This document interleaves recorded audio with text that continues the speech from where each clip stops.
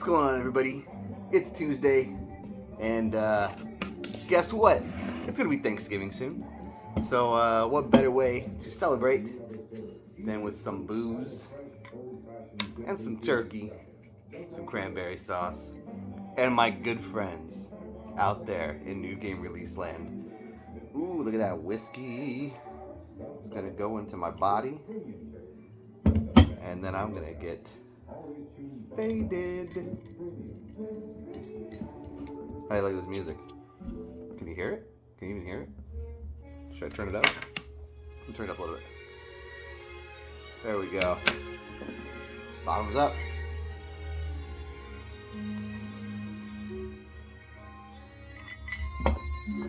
Happy Thanksgiving. Hey, there's not a lot coming out this week.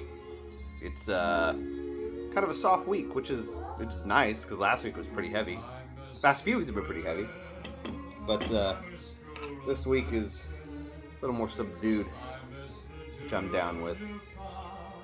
Some cranberry sauce in there. Can you see that? Cranberry sauce. Hey, this is what you come here for, right? Not game content, food content. This became a food blog, not a video game blog. I'm gonna try this out now. Happy Thanksgiving.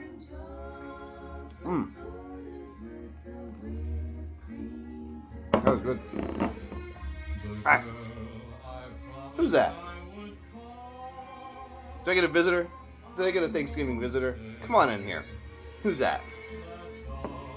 Come on in here. Sit down. Okay. Hi, how are you? Good. Were you sleeping and you came out here because you know I was talking about video games? Yes. Crazy girl. All right, we're like 2 minutes into this. We haven't talked about any video games yet. So let's get started. The top game of the week is called Evil West. It's a third-person action horror game where part of this clandestine group of people that kills vampires. Cool. That's coming out on PC, PS4, PS5, Xbox One, and Series X and S. Then we have Gungrave Gore on PC, PS4, PS5, Xbox One, and Series X and S. This is another kind of creepy Western kindish game. It kind of has like a cyberpunk look to it too. But yeah, third-person action stuff. You're gonna kill things. They're gonna explode and be gross. Let's see, what else do we got here? Hold on, let me put some more cranberry sauce on this. Yeah. How do you like these beautiful spoons? I got these for my wife for Christmas last year. She loves them. She's over there. She doesn't want to be here. My wife.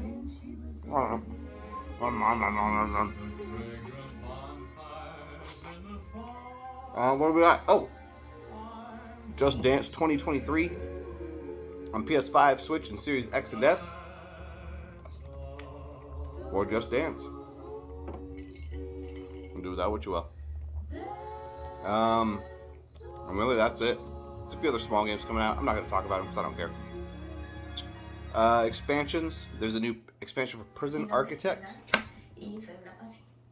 And apparently they want to play ads now, so I'm just going to pause that. Prison Architect Future Tech Pack. Sure. And then World of Warcraft has Dragonflight coming out. So if you're still playing World of Warcraft after, how long has it been? Almost 18 years? Good for you. You think you're better than me? You ain't better than me. And that's it. Notable titles. 10 years ago, PlayStation All-Stars Battle Royale came out on the PS3 and the Vita. This was Sony's attempt to make their own Smash Brothers type game with their, 3 mascots that they have. One of them was Parappa the Rapper, though, so at least we got a new Parappa game out of it.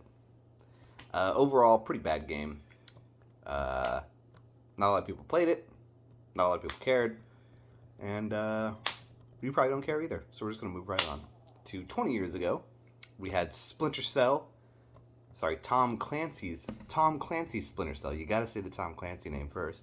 That came out 20 years ago on the Xbox. Excuse me. Fantastic stealth game. They really wanted to try to overthrow Metal Gear Solid as the definitive stealth title, and really it's up in the air about which one did it better. Some people really love Metal Gear, like me. Yeah, some people like Splinter Cell better because it was more realistic.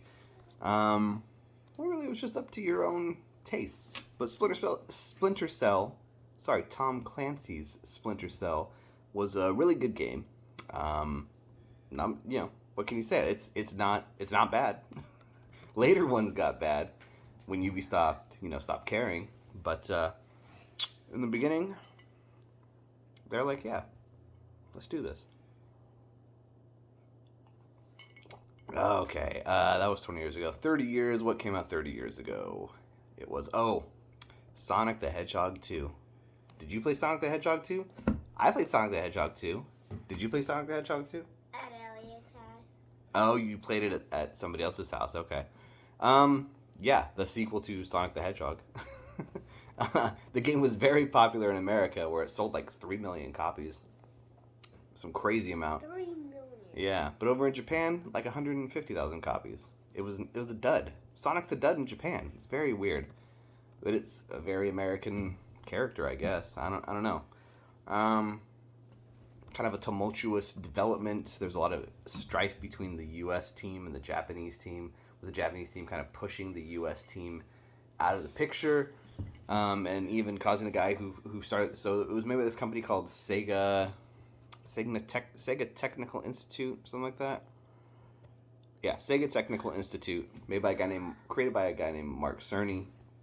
Halfway through development of Sonic 2, though, he got so upset and disillusioned with the making of the game that he left and joined Crystal Dynamics, and eventually got a job at Universal, where they were making video games, Crash Bandicoot and Spyro the Dragon, and he brought those to PlayStation and created a great relationship with Sony, and is still working there today.